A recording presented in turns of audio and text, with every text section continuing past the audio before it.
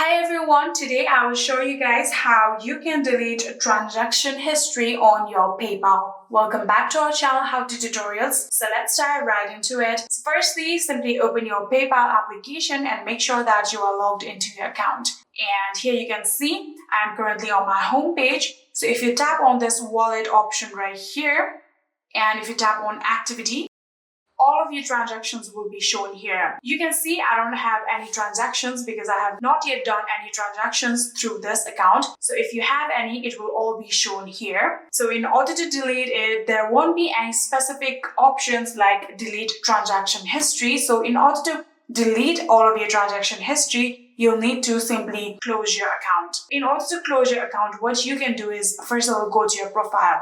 So tap on home. And after tapping on home page, you can simply tap on the profile icon on the top right corner.